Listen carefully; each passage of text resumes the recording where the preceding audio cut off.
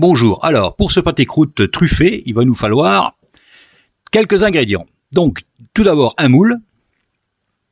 Un moule, ça c'est un moule à pâté croûte, hein, ça marche aussi dans un moule à cake, mais c'est plus facile à démouler dans celui-là.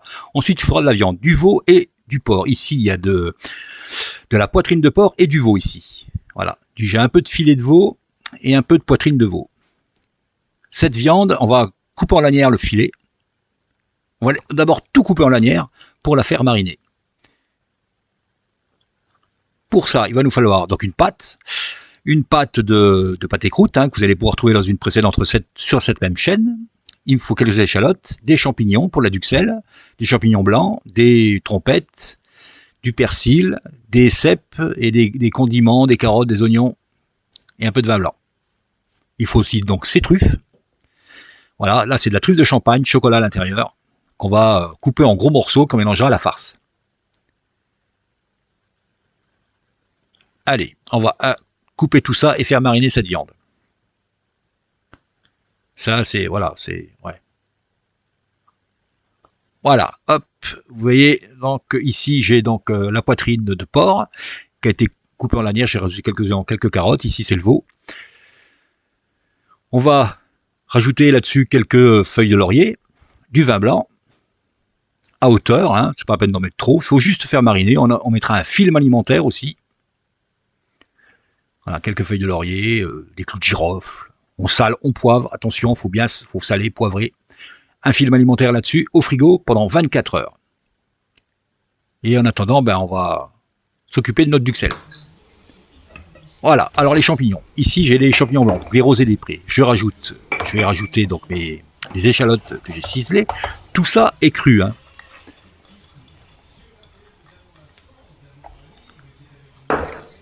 Voilà. Là, j'ai mes cèpes, donc je vais essorer un petit peu parce qu'il y a un peu d'eau. C'est des cèpes congelés, hein, c'est des cèpes frais que j'ai trouvé dans les bois alentours. Là-dessus, on va rajouter quelques trompettes, quelques feuilles de persil plat, propre, c'est mieux.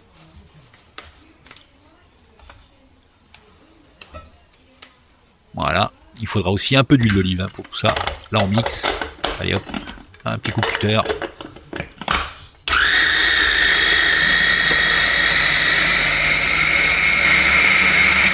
Voilà, on a rajouté de l'huile. Il faut qu'on ait une belle pâte. Une pâte pas trop épaisse, pas trop liquide.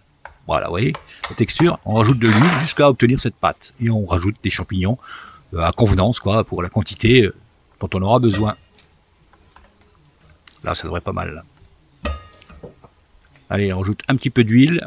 Ça aussi, hein, du sel, on sale et on poivre. Je ne sais pas si j'ai déjà dit. Et on va passer ensuite au fonçage de notre moule à pâté croûte. Là, on a tous nos ingrédients. Donc notre viande hachée, j'ai mis les trucs dedans, coupés en gros morceaux. Donc la viande de porc, la viande de veau dans la petite casserole. Là, j'ai un duxelle qui est en train de sécher. On la passe comme ça à la poêle pour retirer le maximum d'eau. Et on va foncer notre moule.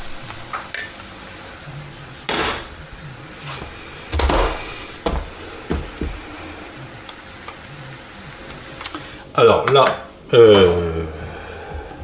on a moulé donc notre moule, hein, on a façonné notre moule. On fait attention de ne pas faire de trou à l'intérieur, faut pas de trou. On laisse là 1 cm retomber. On évite les joints sur les côtés, faut que ce soit, puis après on façonne comme ça avec les doigts. Hop. On se garde une partie de pâte pour le dessus. Et puis après on assemble. Hein. Après on fait les étages direct tel quel. On a mis un four à chauffer à 190 degrés et on va y laisser notre pâté croûte pendant une heure 10, 70 minutes. 1h10, 1h15. Il aura pris une belle couleur. Alors là, on fait les étages. Là, on va commencer donc avec notre viande truffée. Hein. Ici, on va commencer avec le veau. Moi, je mets le veau au fond, comme ça. Hop, les filets. faut laisser le moins d'espace possible parce que à la cuisson, bah, tout va un peu rétrécir. Hop. Allez, on assemble tout ça. On va mettre le veau au fond. Là il y a un peu de gras, vous voyez, ça c'est pas terrible ça. Ça c'est pas terrible, donc on va l'enlever. Hop. C'est pas terrible. Hop, on fait ça. Voilà. Ensuite, mon eau, là j'ai un peu de veau truffé. Un chip de veau truffé qu'on va mettre au fond.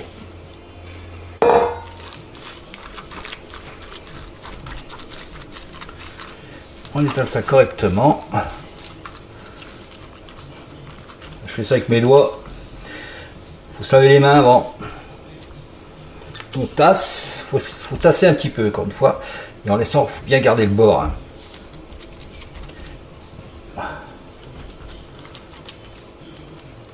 Là. Hop, après notre duxelle qui a séché, donc qu'on a fait cuire. On va la mettre comme ça.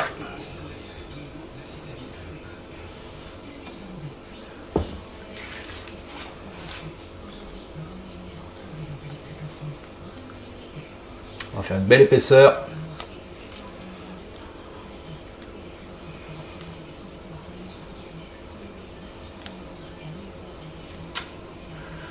Hop. Une belle couleur en tout cas.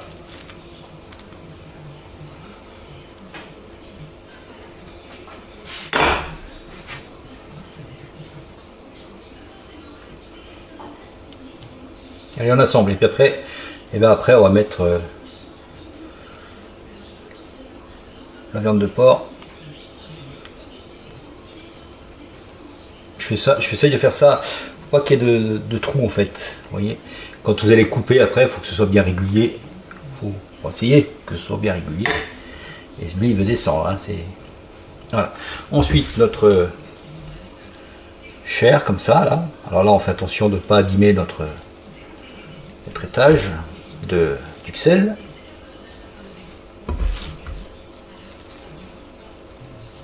Hop. Il y a les truffes. J'ai laissé les carottes dedans, hein, vous avez vu, ça fera une petite couleur. C'est sympa. Hop.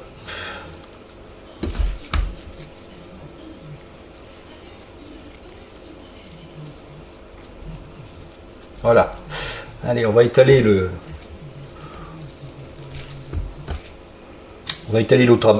ce que j'ai gardé comme pâte pour faire le chapeau.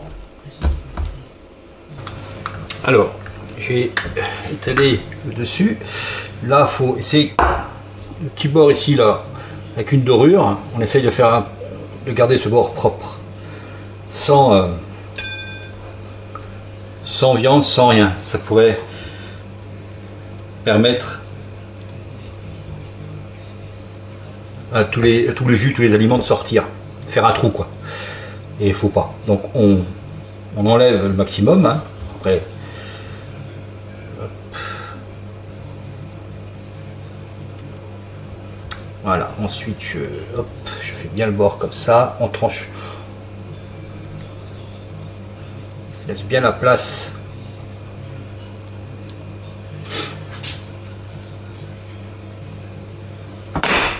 Je laisse bien la place pour la baisse du dessus. Il faudra fermer hermétiquement, c'est mieux. Voilà, ensuite, on prend notre abaisse, on la met dessus. Alors on essaye de faire les choses assez grandes. Hein, et là, on colle les bords. Alors, un petit truc, quand vous étalez la pâte, mettez-la un peu au frigo, qu'elle ne soit pas trop molle. C'est plus facile à étaler, à manipuler. Après vous prenez un ciseau, et puis hop, hein. Puis on coupe.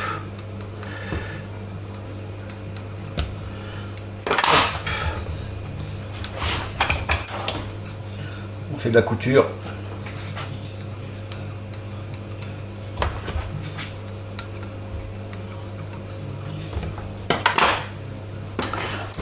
faut pas en mettre trop non plus parce qu'après ça fait des grosses bordures qui ne seront pas très jolies. Et là il faut fermer. Il faut fermer hermétiquement. Donc on fait un petit bourrelet comme ça là. On enlève les excédents. Un petit bourrelet, vous voyez que je fais rentrer un petit peu comme ça là. Hop. Allez, on fait tout le tour. Voilà, quelque chose comme ça. Fermé hermétiquement avec une dorure, ben on continue à badigeonner dessus. Hein. Hop, comme ça. Ensuite, il va falloir faire 2 cheminées. C'est important. Il faut que la vapeur à l'intérieur sorte. Je n'ai pas parlé, en plus, j'y pense, je n'ai pas parlé de salé et poivré. Quand vous faites votre marinade des viandes, il faut bien saler et poivrer. Ensuite, ben, hop, on fait les...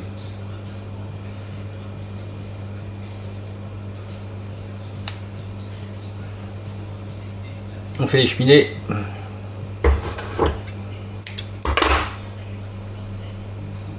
Un truc dans ce genre là.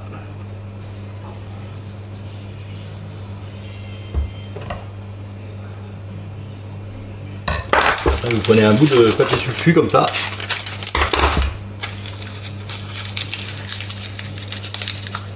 Pas oublier de mettre un petit peu de dorure dessus aussi. Hein. Après on fait un petit rouleau.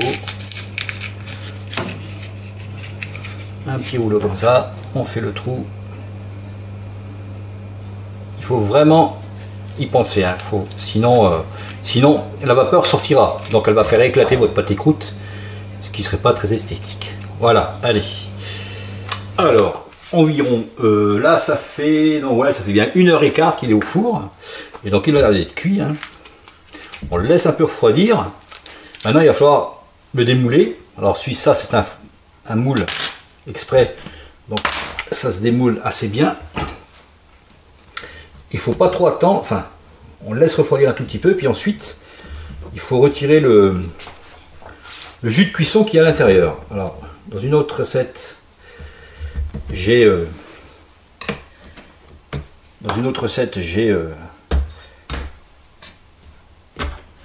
vous explique comment on fait. Là, je vais vous remontrer pour celle-là, si j'arrive à le démouler. En fait, ah oui, d'accord. C'est moi qui fais les conneries. D'accord, voilà. Hop, on démoule. Sans le casser, c'est pas le but. Hein. Ouais, ça a l'air d'être cuit. Ok. Donc c'est un peu mou. On va attendre un petit peu. Et ensuite, on va le basculer là-dessus. Les 2 petits trous là-dessus pour retirer le jus de cuisson. Et puis après, bon, on le laisse reposer. On le laisse reposer un jour et on revient à ce moment-là pour mettre une petite gelée à l'intérieur. Et notre pâté croûte sera terminé. Donc après un jour de frigo, une demi-journée, allez.